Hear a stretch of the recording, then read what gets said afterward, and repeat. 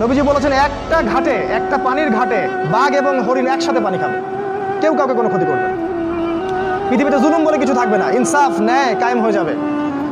এরপরে ঈসা আলাইহিস সালাম 40 বছর বেঁচে থাকবেন।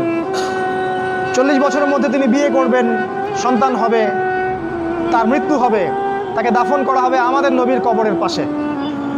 এবং তিনি যখন ইন্তেকাল করবেন তারপরের মানুষগুলা আরও জঘন্যভাবে খারাপ হওয়া শুরু করবে, এর রাস্তায় দাঁড়িয়ে জেনা করবে। আর এই মানুষগুলোর উপরে হঠাৎ একদিন সকালবেলা সূর্য পশ্চিম দিক থেকে উঠে যাবে এবং একটা লোকমা মুখে তোলার জন্য মানুষ মুখে নিবে, মুখে তুলতে পারবে না, তার আগে কিয়ামত হয়ে যাবে। পানি খাওয়ার গ্লাস উঠাবে, পানি পান করার আগেই কিয়ামত হয়ে যাবে। দুজন ব্যবসায়ী কাপড় এক্সচেঞ্জ করবে, একজন বিক্রি করবে, একজন দেখবে, এই দেখতে দেখতে কিয়ামত হয়ে যাবে। একদম মুহূর্তের মধ্যে একদিন কিয়ামত হয়ে যাবে ওই মানুষগুলোর সামনে। এগুলোর সামনে হতে যাচ্ছে, আমাদের হাতে বেশি সময় নাই কথাগুলো বলার, এই কারণ হচ্ছে সময় কম। তো এখন এই অবস্থায় একজন মুসলিম হিসেবে আপনার করণীয় কি? আমি কয়েকটা পয়েন্ট আপনাকে বলতে পারি 5 মিনিটের মধ্যে। এই কয়েকটা পয়েন্ট যদি আপনি একটু মেনে চলেন, ইনশাআল্লাহ আপনিও শেষ জামানায় সফল হবেন ইনশাআল্লাহ।